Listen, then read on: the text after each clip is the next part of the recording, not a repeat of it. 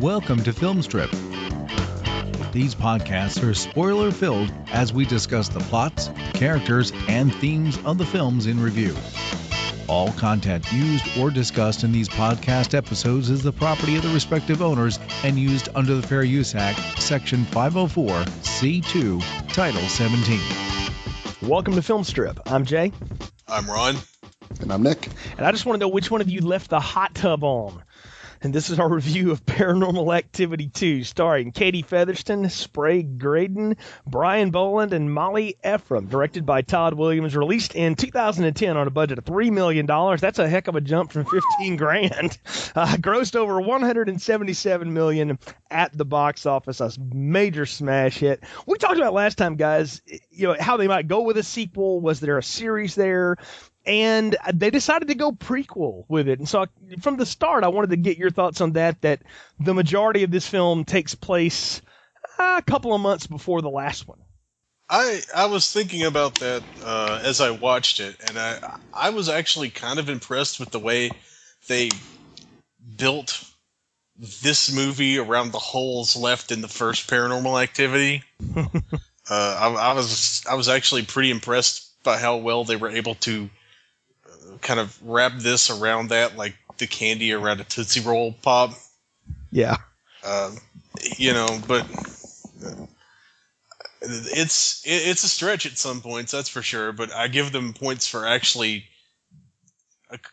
attempting it. George Lucas effect for me, guys. It's kind of like, seemed like they kind of, they had I wouldn't call them plot holes, but they seemed like they had some elements from the first movie that they basically kind of took those and tried to, it looked like they wrote a plot around them, whether it be like the photograph or just some other elements. I mean, it totally was George Lucas here because they pretty much explained everything from that first movie, even Mika's obsession with getting that video camera. I know, and even took that one throwaway line from her in the driveway about what happened to the little mini cam thing, and that now the other family has the mini cam, of course. So I know, I will give him credit for doing that. And Ron, who wrote this? Who's the director? Who's Todd Williams? And who are the people that wrote this thing?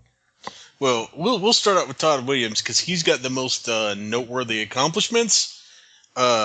In the mid-'90s to early 2000s, he was married to Famke Janssen. Yeah, and now he divorced her, or they divorced, and now he's married to Gretchen Mol. And he's also actually slated to do the upcoming adaptation of Stephen King's novel Cell.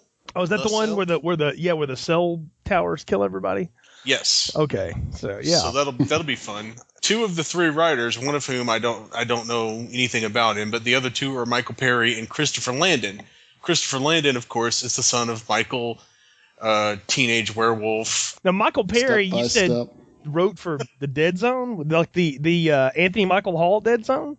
Yes. Okay. So he was a producer and a writer on Millennium, which is seriously underrated. He wrote a bunch of 4 episodes and was a producer on The Dead Zone. He worked on Law & Order SVU. He worked on Chris Carter's Not X-Files project. I mentioned Millennium already. Yeah. Freaky Links, if you remember that, the 5 minutes that was on. Wow, yeah. That's American Gothic, which I would love to find on DVD somewhere. Oh, that was a great show. That was a good show, yes. That was severely underrated, and we deserved another season of that. That was spectacular. It had the guy from The Office in there too, didn't it? Which guy? American Gothic, the boss, right?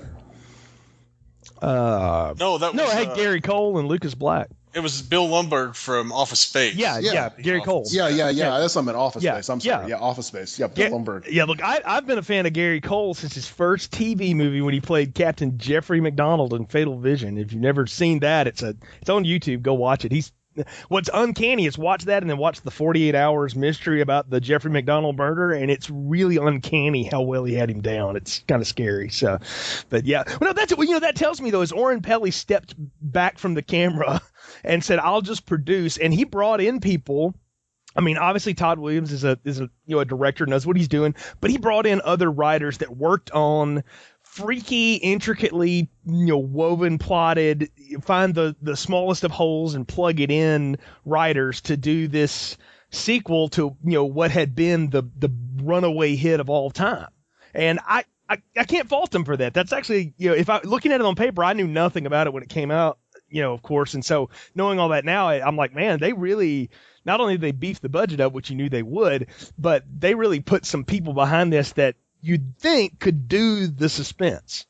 Well, they totally pulled a Saw with this series. I mean, if you've seen all the Saw movies, yes, just the way they were all. I mean, you had the first one, which was a very, very low budget film, and then they started writing all these other sequels, and then they started like taking little tidbits of each of them and intertwining them throughout. I mean, right, and they kept the same crew working on it all the time too. That's the other thing about the Saw is that they kind of promoted people up through the line. Yeah, I think the director of Saw 7 was like the guy who got the coffee in the second one or something. Yeah, something like that.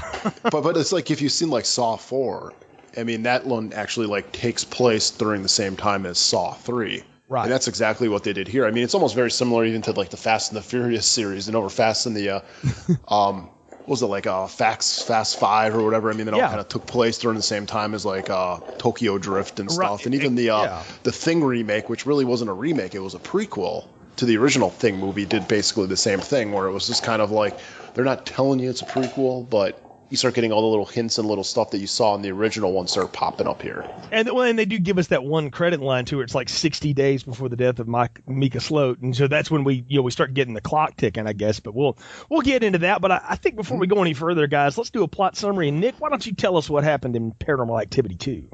Okay.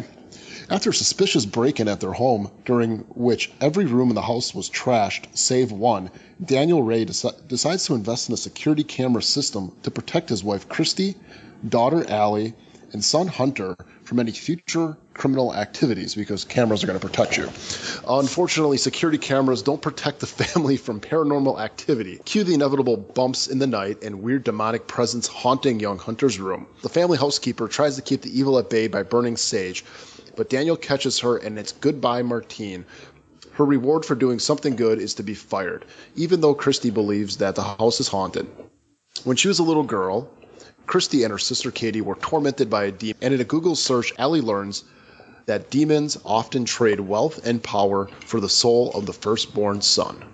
That's not very good. It's kind of like The Omen, right?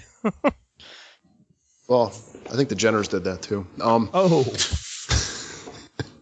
An attack on the family dog separates Daniel and Allie from Christy and Hunter, and that's when the demon strikes. Christy displays increasing signs of possession, leering in Hunter's room with a mysterious bite on her legs. She got smashed hard. Allie calls Daddy, and Daddy calls Consuelo, and arrangements are made to pass the curse from Christy to Katie. Furniture falls, light fixtures shake, and some cross foo is employed.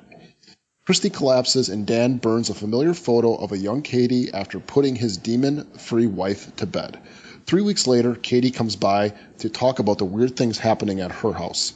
One night after the mysterious death of Mika Sloat, Katie comes back over. Daniel's neck is snapped, Christy is killed trying to protect her baby, and demonic Katie disappears with the little baby Hunter. 3 days after the murder, Allie returns home to discover her dead family, but the baby brother was nowhere to be found. Wow. So a lot goes on in this one. I think you said it in the outset, Nick. They kind of explain everything and lay it all out for us there, and then do we really need to learn how Mika got a scar on his chin? So I don't know that they got that deep, but that was Last Crusade. I'm sorry. Yeah, I do. We do learn how Mika gets his groove back. So there's that with the camera. This is true. We do learn that, and we get some great pool scenery. We'll get into that, but I want to say this about this film.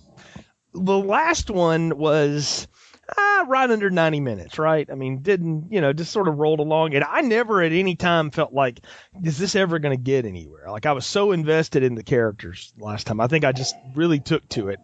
This one feels so much longer, and it's really only 5 minutes longer. But it feels like the second act in this one to me just, I don't know. How was it for you guys? I felt like it dragged on forever before we ever finally got to Google searching Allie.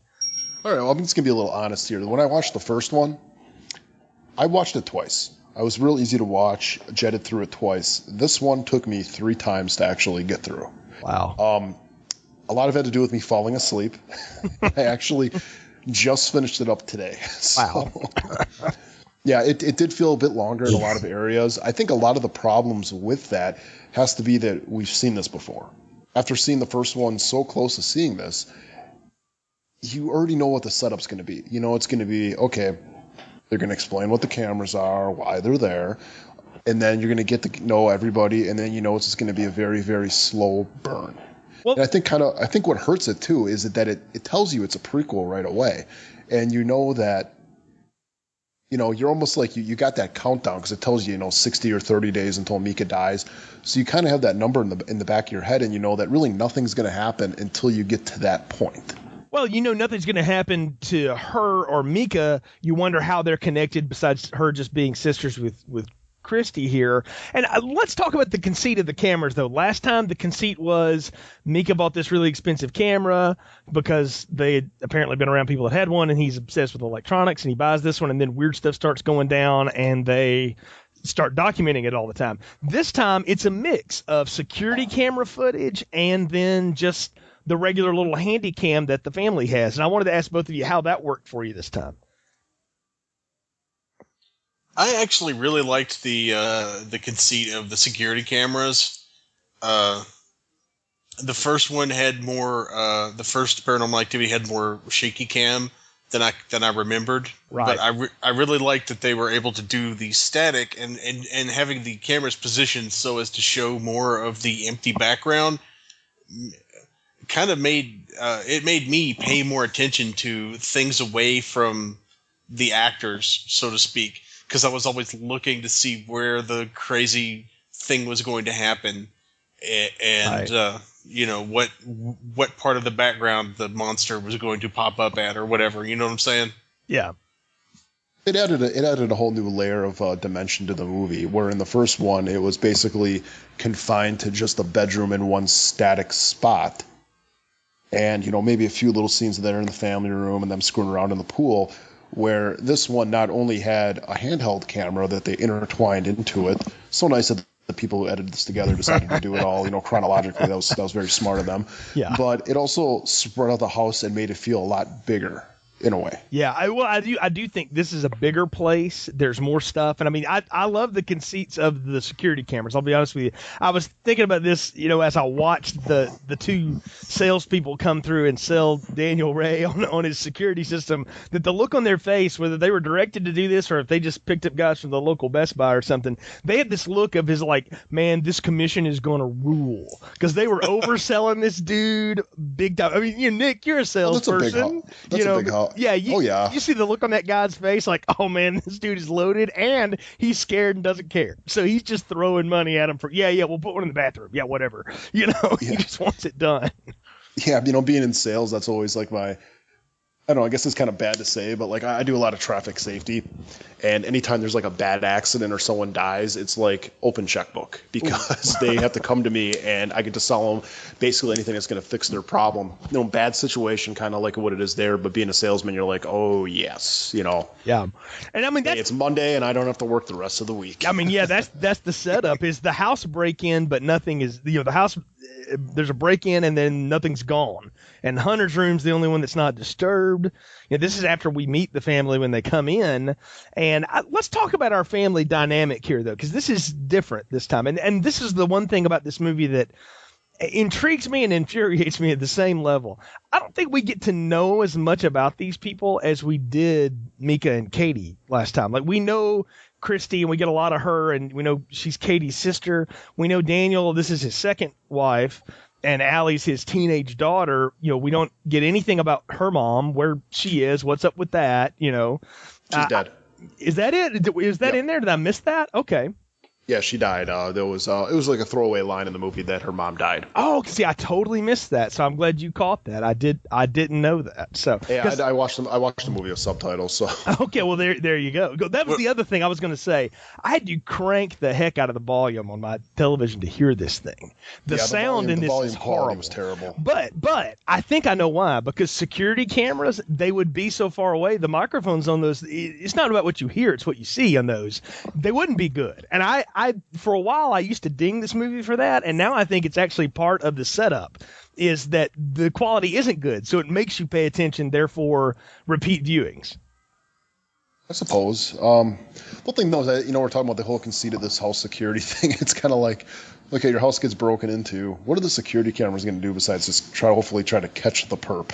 I think that's what it was. They just want to try to catch whoever's doing it, so that they can then, because these don't come off as people that again, Daniel doesn't come off as somebody who's got a shotgun under the bed. Well, go get a mean dog or something like that. Well, he's got it. That's what They've already got a German Shepherd. He's got a German Shepherd who's that German Shepherd is that is the wussiest German Shepherd I've ever seen. She is the sweetest dog in the. Do not knock that dog. That dog is cute. Well, he is cute, but it's a wimpy dog. It's not wimpy. It's very well trained. Did you not see Daniel doing hand commands to the dog? Oh, no, that dog is awesome. I mean, it stands and points by the kid's bed, and all that. That dog was awesome. I don't know whatever animal wrangler they got. They probably spent more money on that than they did paying some of the actors. They probably did, but I don't know. Get like a half pit bull, half wolf or something. I bet he had more of a rate than Allie's boyfriend got, but but the useless Ben, I called him, or whatever his name was, but Brad, whatever. No, I don't know though. What do you make of our family here and our family dynamic? I mean, do you latch onto these people the way you did Mika and Katie?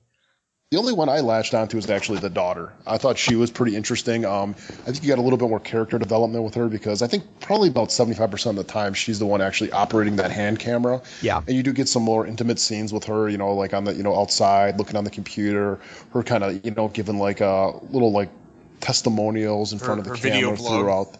Yeah, exactly. So I think with her, the connection, I thought she was the most well-rounded character.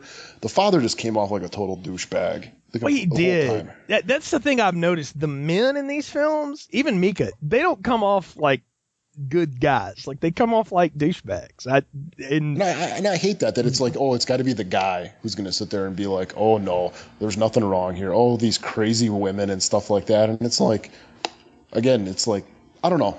I wish they would have called for some type of help like they did in the in the first one, instead of him just being in this complete denial, especially when she has all these crazy stories and there's a lot of weird stuff happening. I mean, even when Allie gets locked out of the house. Oh yeah, that's a pretty freaky sequence. Yeah. Yeah, and that to sit there and go, oh, that's the wind. No, it's not. The wind wouldn't do that. His turn at the end of the beginning of the third act is. We'll get there when we get there. We can't leave out one person though, Martine, or as you called her, Consuela, and I assume you're referring to no Superman, no home from Family Guy. But I did like this character. Mexican Superman. I liked her though because she obviously had a close relationship with the family, particularly Allie, because Allie tries to use Spanish on her. She's like, keep going. Oh, now you got it, And she seems neat, but she's always like blessing the house. And I was like, well, now I know what her purpose is. Is that really a fireable offense? I mean, that's come on. I don't know what the union rules are, but sheesh. There are no union rules. She's one phone call away from being deported, and I think, and Daniel knows this. He's definitely taking advantage of this poor woman. He totally is. I mean, that's when and he's totally like the dude. And the worst part is he's Hispanic himself. Mm-hmm. Clearly, given his last name is Ray, R-E-Y. And you look at Allie. I mean, obviously she looks. Yeah. Now I don't know. I don't think Molly Ephraim's Hispanic at all, but she certainly looks it. So. Well, the role would have been better done by George Lopez. I'm just going to say that. No, it should have been Carlos Mencia. There we go. They couldn't afford George Lopez in 2000. What is this? 2010. So. 10. Yeah, he would have been too expensive. I think it's an amazing thing. They shot this in 3 weeks. I mean, they did this pretty fast for $3 million. I mean, they didn't waste any time with it. So, I like some of the things that they do here, though. When just the little conceits, the loud noises, the bird that slams into the window. There's lots of callbacks. That's a little Hitchcock moment. Then there's that baby monitor static thing, and I'm like, I remember that in Insidious. They ripped that off again. I think the Blumhouse films do this. They're all sort of intricately, somewhat or another related to each other in the same sort of cousin-y universe in some way. So I got to ask though, with that whole bird scene, and he used the grill tongs. Yeah, that was kind of tripped out, right? That was kind of gross. It's like, did But he I took throw that- away those grill tongs? I mean, took just that use a as- paper towel. I took that as he was trying to gross out his teenage daughter, and clearly it worked. Yeah, but I don't think he threw away those grill tongs. I think he was flipping burgers the next night with the same tongs. Rob probably defeated Mika because I didn't get the sense that he and Mika were buds. He just kind of tolerated him, you know. Just run it through the dishwasher; it'll be fine. The dishwasher that opens and closes itself. If I threw away everything that came in my house that has come in contact with a dead animal, I would have nothing in my house. This sounds like another episode of Pet Cemetery waiting to happen. But yeah, I've just got a bunch of reanimated evil broke neck birds hanging out. But you do have a cat that will occasionally appear on this podcast. So if anybody's listened to some of the previous episodes, they know that. So the cat hangs around. I think he made an appearance in the room. So yeah, well, I didn't have doggy, but I had a cat. Yeah. So if you could have put Tommy Wiseau in this as the salesman for the cameras, that would have been outstanding. No, Tommy Wiseau is Martine. Oh, yes, Tommy Wiseau would have been great as the house. Doing some kind of weird Eastern European voodoo. He could have done his hand like Ronnie James Dio. Demon, you're tearing me apart. That demon looks so beautiful in its red dress. Oh, God. We do get a little bit of, we get a lot of the history here of Katie and Christy, who have a history of haunting. And I like how this is revealed at the pool party, where the guys are kind of playing it off, and Mika's like, what? I don't know about this. Tell me this stuff. And Katie's like, I ain't talking about this. No, I don't want to talk about this. And like, she starts to get like defensive about it. And I'm like, okay, that's strange. And so it's intriguing. Like people do this in horror films all the time. Like the worst example I can ever think of is the people in Halloween 5 that put the man in black running around and the tattoo on Michael's wrist, and they're like, we don't know what it means. Somebody else can figure that out. And then when they figured it out, it was horrible. They just threw this stuff in there, and I'm like, man, that sometimes that can just be awful, and then occasionally it can work. And here I felt like most of it worked. I got the sense that Christy had completely blocked this all out, and Katie sure enough didn't want to revisit it. Yeah, that definitely makes sense, and I'm going to make the case here that Katie, who has a lot, or Katie Featherstone, who has a lot less credits to her on her IMDb page than Sprague Graydon, is a much more of a natural actress. I agree. Sprague Graydon is not a bad actress, and this is a fine performance. She's a good TV actress in particular, but I didn't buy it from her all the time. Like I felt like I was watching an actress play a role, and that can be fine. I mean, I can go with that, but Katie Featherstone comes off as much more natural with everything that she's doing. And she's only in a few scenes. She's not in a lot of this, so. Unless you want to make the argument that Christy was trying, what she was attempting to do was deliberately pretend she doesn't remember any of this. And maybe that's it. Maybe and it's coming across as a person trying to lie instead of an actress acting. And maybe that was it. I don't know. That's certainly a conceit you could give it. The problem with it is, and Nick, you and I've already talked about it, it goes on long. And I wanted to kind of go back to that and ask you, Ron, how do you feel about it? Because to me, the middle part of this movie just drags. Yeah, it definitely moves a lot slower, I think.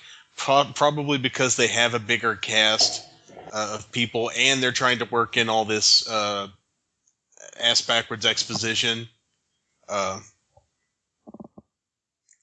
They could probably cut, 10 or 15 minutes out of this middle at least, and still have a pretty tolerable movie.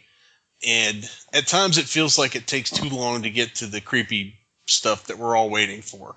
Yeah, to me, nothing really big starts happening until we get that poltergeist scare where the toys start coming to life, and things like that. Like we get the stroller knocking over and some thumps and things like that, but that to me starts the pan falling. yeah, that. But I mean, they set that up good though, because when the kitchen explodes, basically that's a great scare, but to come later. But to me, it doesn't really. Do we really need a 10-minute scene about the pool filter? Well, that's what I'm saying. Like that to me seemed like such a throwaway thing. Like, was the pool filter just climbing its way out, and that just happened to be coincidence, or was the demon like pool yanking filters it out? don't do that, Jay. Well, I don't know. I don't have a pool, so they don't.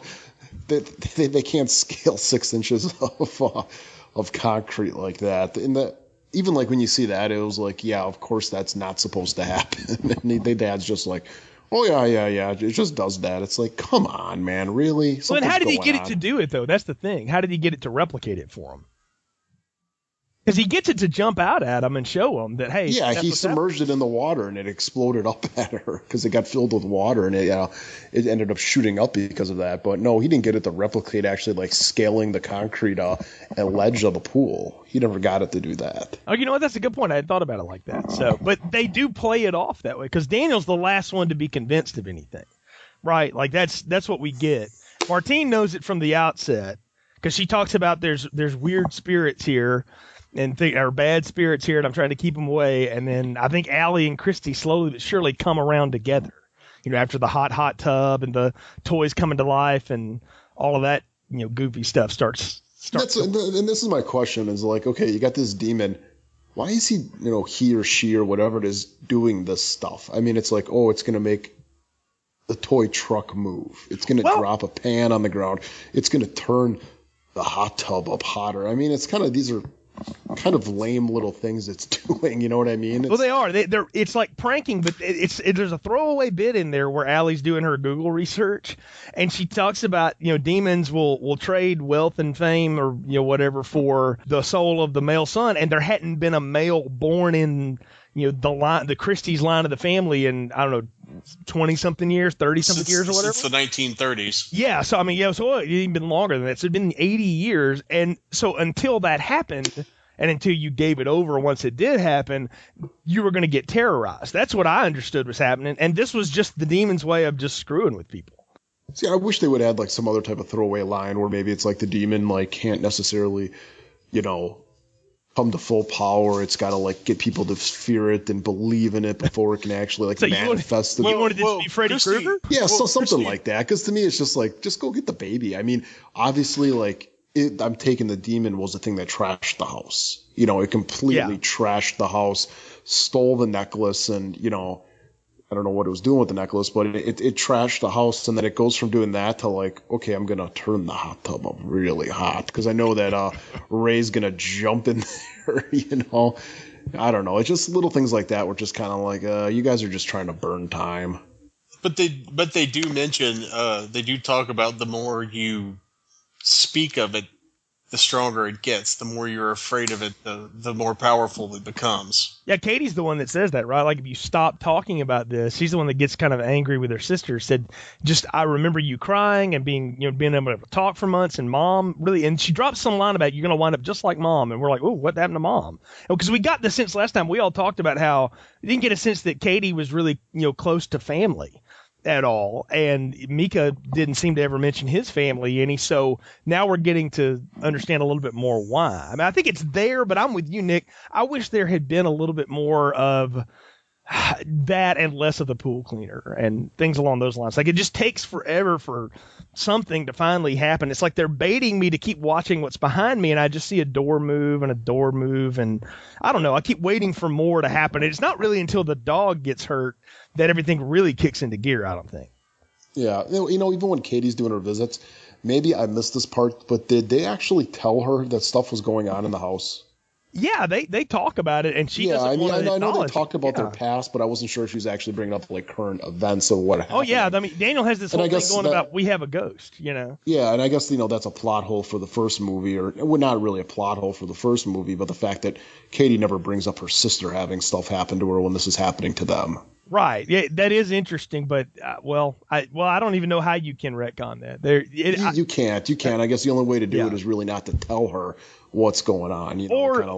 Or that all the footage we saw from the last one was just Mika and Katie being haunted of all the stuff that got assembled. I mean, you could say that. Well, you have to remember that there are 3 levels of demonic possession. And I've watched a movie recently where something was mentioned about that, so that's how I know this. There was infestation, where minor paranormal phenomena happens, and then obsession, where it becomes more intensified and picks out its target. And of course, stage 3 is full-on exorcist, shrieking in the basement thing. So demonic possession, at least as far as this universe is concerned, seems to follow along that same kind of pattern where it starts out small, but slowly takes over its target. That sounds exactly like the plot of The Conjuring that was made many years later. But yeah, I think But that's not just like The Conjuring. That's actually like in the quote unquote real demonic possession literature. I have no doubt. I'm sure Ed and Lorraine Warren probably wrote that. So I mean, that sounds like something they would have come up with. I mean, it's I'm in buying your answer. Yeah, it's in my copy of the Necronomicon, so it's totally true. But I guess for this movie though, one of the things that kind of bugged me a little bit was it totally had that Marvel feeling to it, where the first one was a self-contained movie, and this one kind of felt like, okay, they're going through the motions, they got their story to tell, but they're also setting up stuff, I think, for future movies. Now I have no idea what 3, 4, 5, 6, 7, 8, 9, 10 are about, but it felt like there was a lot of like lines and everything kind of dropped in this movie where it's like, okay, yeah, they're going to go to that in future movies. At least that's what it seems like. And that's always like one of the main reasons why I kind of dislike a lot of the Marvel movies is it's like, just tell your story. You don't have to keep on playing the setup game for another future movie. And even though this movie doesn't really fall too hard into that trope, but it's still there. And I guess that was kind of a little bit distracting because it kind of like, okay, yeah, that's okay. They're going to bring that up and then they're going to drop that. But it only really sets up the future towards the end. It seems like, to me, it works a lot harder to connect itself to the first movie, I think. I think the problem it runs into is that it knows, and of course we all know, the audience would know how this ends. We know Katie and Mika and their fate, essentially. We know that Mika dies, Katie disappears, and we don't know what happens after that. So we know we're leading up to that because we keep seeing these people, and so it's trapped into that corner that at some point it's got to get to that. And how does it get there? And that's what I wanted to ask y'all was, what about the way that they decide to go there? I think it would have worked a lot better had we not seen the 60 days before the death of Mika Sloat thing in the beginning. Yeah, I think it would have worked better if, blah, blah, blah, family crap's happening. Christy opens the door and boom, there's Katie. I think they worked a little too hard to... And I don't have any of the back-the-scenes stuff, but I wonder if that's not a Paramount thing. Like, that feels like such a studio thing. Like, you got to put something in there about how long it's going to be till he's dead. And they were like, okay, fine. And so they threw that in there. Like, you got to make sure people aren't so stupid they don't know this is a sequel to that movie. Well, or, you got to tell people what the white horse means, Rob. I mean, it's that kind of stuff. I mean, that's what it felt like to me. Now, I may be totally wrong about that, but I'm with you, though. That, to me, sets it up. Because you're like, well, like, what can happen in 2 months? And are we going to see every day of 2 months? That's the other thing that got me was they started putting the nights up, and I thought night 1, night 2, and then it's like night 8, night 17, and I'm like, so we're just going to jump around and all of this? So what happens on those other nights? Nothing? Does he just drop pans those other nights? So we've already seen that? I mean, is there somewhere a 4-hour cut of this, He was out playing poker or something, but if I could do like a re-edit on this movie, what I would have done was not have Katie be in it until about 45 or 50 minutes or even an hour into this movie. Don't bring up anything about that actually being her sister. Don't bring that up at all. Have that be kind of like a mid-twist in the movie. And don't put anything about dates on there. I mean, you could put like September 1st or whatever like that, but drop the year. Kind of keep it in secret. So all suddenly, an hour goes into the movie and all of a sudden it's like, wait a minute, that's Katie from the first one. And you kind of like question, like, what's going on? What is she there? Is this after the movie? I thought this was a sequel. Then it's also like, oh no, it's a prequel. I think they could have done that a lot better than just to come out right at the beginning and go, yeah, this is a prequel. Here she is, and it's 60 days before the events of the first one. I think that was a big mistake because not only that, but you also know that everybody in that house is at least safe until that 60 days is up. So you have no fear for anything that's happening to them until you get to that point. I don't disagree with you, but they would have also had to trim a lot of this film and make it go a lot faster because otherwise I'd be sitting there going like, what's the point? Who are these people? Like I don't fall in love with this family the way I did the last two people. Come on, you would have loved it at the end if all suddenly, Allie's in the car and Katie pulls up and goes, let's race. No, that would have been great. That's what I'm saying. That would have worked. Totally ties it all together. That would have made it perfect, right? It's like I hear you're fast, kid. Yeah, I know that would have been great, but we'd have had to get to where we get to a lot quicker. The best scare. But that's what we've been arguing, though, is that they should have got there a lot quicker. No, that's what I'm saying. By the time they get to the dog hurts and then the kitchen explodes on Christy, where she's just sitting there and like every drawer opens and slams. It's one of the best scares they've concocted. I mean, this film is all about jump scares. So if you get ticked off about jump scares, you're watching the wrong friggin' movie anyway. You know, that's what this movie does. And I loved that one. I thought that was great. And I liked watching her mental disintegration, essentially. I mean, when she gets dragged down the stairs finally and dragged out of that kid's room twice and then comes out of the basement 2 hours later because they do that same little camera trick again and she's in that trance, that's good. And I really love that they held off on doing that camera trick until after she was possessed. Right. Because that is one of my favorite things they did in the first movie. And here they keep that back for as long as they can. And I think the first time it happens is the scene with the dog in the bedroom. And then this time, so they only do it like twice, but I think that makes it more effective, like a scarier, Absolutely. It's like the Paranormal Activity version of like slow motion flying doves in a John Woo movie. Now I gotta ask now, the Ouija board when she's Allie's playing with that with her boyfriend. Yeah. Is that the same Ouija board that Mika had later? I don't. Like this, did he borrow that from Allie maybe? Because I'm surprised that they didn't do that, considering everything else like kind of. I didn't catch that, but I wouldn't be surprised. That's a good. That would point. be great if that was the case. Yeah, you know what? That makes total sense if that was the way that went. Because he did say he borrowed it. I mean, he didn't say. Yeah, that's what I'm saying. He did say he's borrowing it and stuff like that. But I guess the funniest part of this movie, and this movie's not supposed to be funny, but I was laughing because I got visions of Baby's Day Out when the baby gets out of the crib and he's just running around the house. He's just doing baby stuff. Well, yeah, he gets levitated and then set down, and he's like, "Oh, sweet, freedom." To explore. Yeah, I thought that was hilarious too. It's the freaky thing because that's what you don't want to happen. It's something to the child, and all it does is just like, let me get you out of this crib, kid. Let's set Uncle Joey free, Marty. It only would have been better if he was riding on the dog. Well, that would have been more true to life too. So, because a dog that size would have been a small horse for that child. So. Yeah, I made a joke that the demon let him down so they could both get a baggie of Cheerios. Yeah. Go back to bed. This is a pretty nice house. I mean, this is a big house. I mean, obviously in California, this is over $1 million home. Easy. And yeah. Okay, she gets locked out of the house. You can tell me this house doesn't have a key entry for the garage? That's what I was wondering. Like, there was no other way she could have ever got back in, And you figure with all the security stuff he put in, maybe they'd have something, this is, some type of keypad to get back in or something like that. Did they have a garage? What teenager doesn't have, like, a hide-a key outside somewhere? That's what I was wondering. Yeah, I mean, come on. She's having, like, little, like, rendezvous with her boyfriend in the hot tub, She's pretty good at probably sneaking out. I imagine she would have some way back in. That's what I would think, too. Like, that's what I was saying. Like, this girl's supposed to be, 15, 16 maybe? Something like that. She's not driving.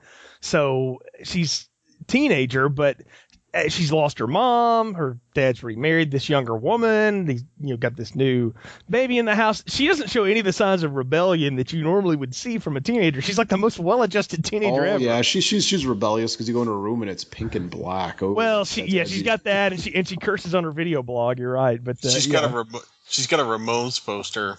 Yeah, that's how you know she's rebelling against her family. She paints her toenails black too. So nothing says rebellious like 80s punk rock in 2006 or whenever this takes place. But yeah, even come on. I mean, no matter what teenager it is, their phone's attached to them. You know what I mean?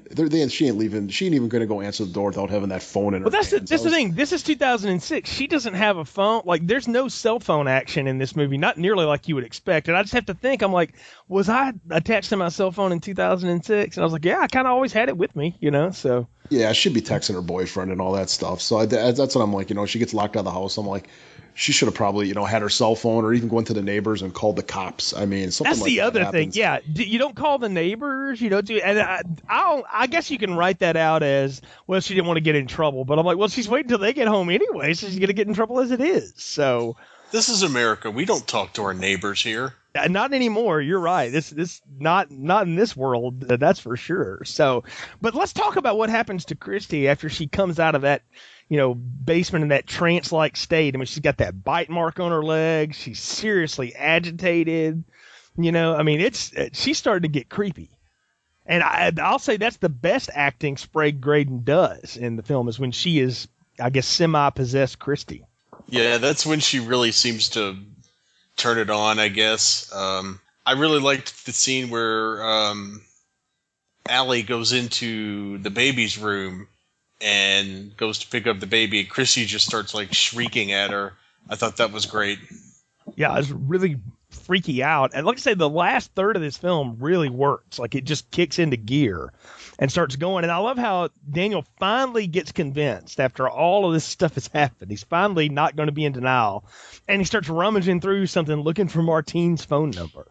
And that's who he calls back in. And I love they have that little, it was almost like the principal and the secretary and Ferris Bueller in the office there, where they're going back and forth like, you need olive oil? They're going, I don't know what they were doing there. It's like, Ed, have my daughter out front in 20 minutes, is what it felt like. But I like that he calls her back in. But what about the answer they come up with? Is you got to transfer it to a family member, so they're going to put it on Katie. Was that the only option? It had to go to another family member? That's what, because Allie's like, telling him, you can't do this to her. And he's like, it's got to be another family member. I'm making the decision. It's over. Ugh. And I'm like, well, when did you become an alpha? Probably when he went to the vet and got reverse neutered. Well, we finally get, though, to the seance, and we see you talk about the ultimate tie-in to the last movie. That picture they find in the attic that's burned on the four corners. And my question to y'all is, does Daniel have to go put that there, or does the demon, go on a road trip and put it there? I think it's the demon road trip. I don't know why Daniel would go break in their house and rummage around in their attic just to put that picture up there. I thought the burning of the picture was what transferred the demon. So the burning of the thing did transfer the demon, but yeah, that's what I was questioning too. I was like, is he going to go put it there? I think he did. I think he actually went there and put it in that house. I think he maybe went over there and talking to Mika or something, and when Mika was taking a dump or something, he ran upstairs and threw it in their attic. I think that's what happened. Maybe not the dump part, but I think he did go put it there. I got my Ouija board back that you set on fire. What the hell, dude? But that's where we know that comes from. And then everything seems to be fine. We go 3 weeks later and everything's cool. Everybody's happy. Everybody's normal again. And Katie's over there playing with her nephew and hanging out going, some weird stuff's been going on at home, right? And then that's the aha. It's supposed to be the aha moment. And Nick, I'm with you. Like, now that you've said that, I'm like, well, wouldn't it be great if that's when Katie showed up? That's when we realized that was happening, and we're like, oh no! And then it all, clipped in for us. I think that would be pretty effective. Yeah, I think that would have been a great third act reveal where it's like, oh crap, this is why it all happened. Right, and then of course we see Katie show up and essentially wipe out Daniel and Christy while Allie's on a school trip. And that was my question to y'all though. I mean, I like the Allie character too, but I kind of thought she should have died with them. Like, why does she get to live? Sequels. Because she's not part of the family. Well, she is, though. Well, you're right. She's Daniel's daughter. She's not Christy's daughter. You're right. Yes, there's no blood connection to Hunter. I don't know. Maybe that's just me. I kind of thought Katie should kill her too, but I think the way she kills Daniel's pretty gruesome. I mean, that neck break is pretty good. Oh, he deserved it. Oh, he totally deserved it. But I mean, I thought it was effective, is what I'm saying. But yeah, when I saw this in the theater, that made people laugh. In the celebratory, it's about time he died. Well, I mean, it does almost look and sound like she gave him a good adjustment, though. So yeah, I mean, I've definitely made that noise at my chiropractor's office. I've been to the chiropractor, and I'm like, oh, that's happened to me. So but yeah, it feels that way. But I love the way she kills Christy too, because it you can tell that after all of this has been transferred, Christy has no memory. That's the thing that gets me, is none of these people seem to have any memory of what happened to them, you know? Like, they're not traumatized by any of this at all. And she has no idea why her sister is covered in blood, walking to her with that freaky look on her face, and then force pushes her through the wall. Yeah, she had some Vader action going on there. Seriously. That's the thing. I'm like, man, this ghost is into the Jedi. And it's a fun, kind of a fun callback I guess it would be a callback at this point to how she killed Mika. Yeah, because she threw him into the wall, yeah. Yeah, because I'm surprised the baby was okay. That's what I wanted to know. She was holding the baby when that happened, and I'm like, how did she like force hold the baby and set him down too? I mean, that's a great question. I don't know. Maybe he's protected from the Prince of Darkness anyway. You know, I mean, who knows? You know, it's he was wearing really good Pampers. They covered the floor. Maybe it's his Uncle Damien stepped in. There you go. So he just jumped in. See, that would have been the ultimate like twist at the end. Like she does that and kills the kid too, and she's just like, "Oh crap! Yeah, this is all screwed." Now I'm screwed. I think you've just wrote the sequel to Paranormal Activity 2. So, but before we go there and Nick jets off to Hollywood, time for final thoughts, recommendations, and popcorn ratings on Paranormal Activity 2. Ron? I would give it a medium popcorn. It definitely has its flaws, but I have to say I still enjoyed it when that final third kicked in. It's definitely one of the weaker of the series, but I would say I would still rate it a medium popcorn. I would say if you like the jump scares and you can make it through the first like 2/3 of the movie without being too bored, the last third is really going to save it for you. Nick? I have been thinking about this the whole entire time because going into the podcast, I really haven't been able to make up my mind as to what my rating is going to be.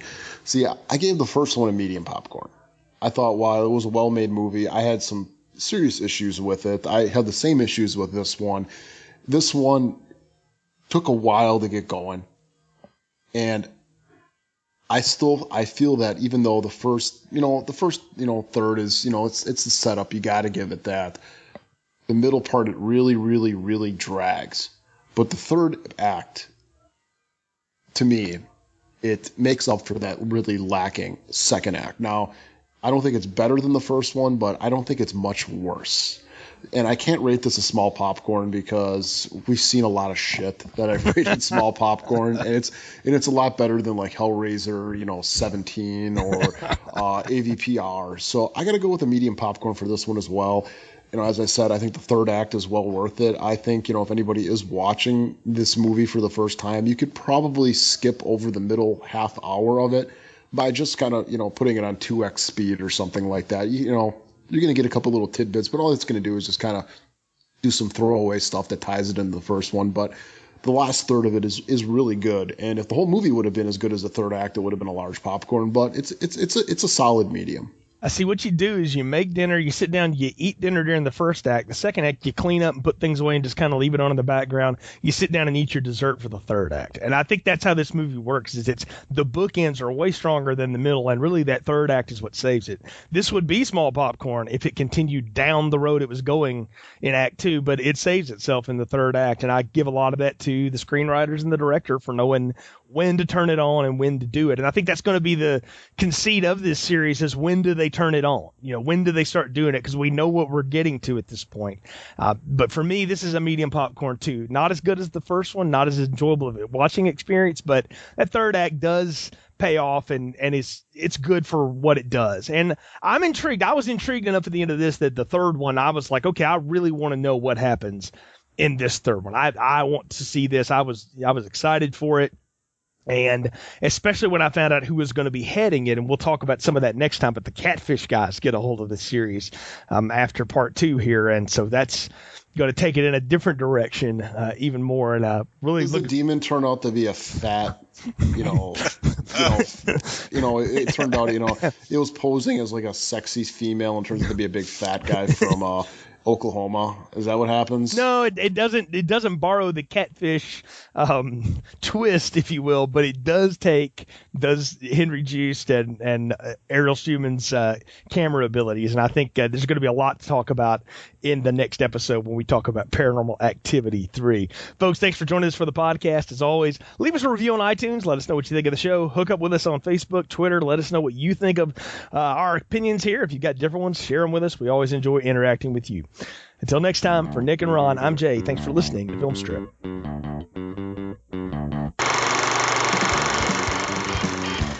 Thank you for listening to Film Strip. You can find more episodes on our website, filmstrippodcast.com. The Film Strip theme music is produced and performed by Frozen Lake 121. All content used or discussed in these podcast episodes is the property of the respective owners and used under the Fair Use Act, Section 504, C2, Title 17.